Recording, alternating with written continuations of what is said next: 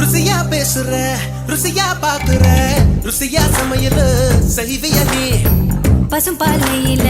துவரம் பருப்ப கடைஞ்சு தாளிச்சு கொடுக்கட்டுமா பத்திய சோறா